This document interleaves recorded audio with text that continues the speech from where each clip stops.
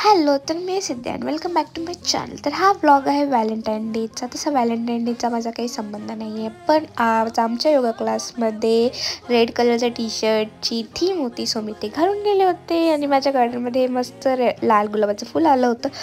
पण अनफॉर्च्युनेटली हे मला देण्यासाठी कोणी नव्हतं, तर ते मी माझ्या फ्रेंडला दिलं.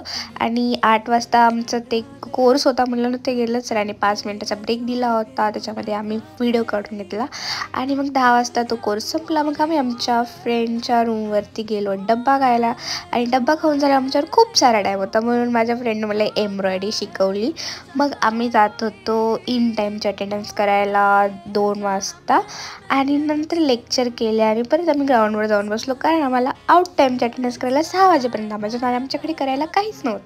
म्हणून आम्ही रील बघत बसलो, आणि त्यात बघता बघता आम्हाला असं डॉमिनोजवरती ऑफर होती व्हॅलेंटाईन डेची.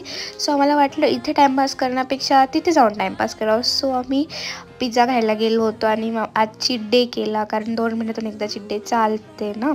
आणि हे बघा, ही ऑफर तुम्ही बघू शकता, 81 रुपीजला पिझ्झा, आणि मला हे डेझर्ट पण 81 रुपीजलाच पडलं. मग नंतर आम्ही आलो आउट टाईमची अटेंडन्स करायला. त्याच्यानंतर घरी आल्यावर मम्मीनं मला आणायला पाठवलं, आणि आज एवढा टाईमपास केला की मी टाईमपास करता करताच एवढी थकून गेले, काय सांगू. So guys, that's for day. भेटू त्याच्या व्लॉगमध्ये. Till then, bye bye.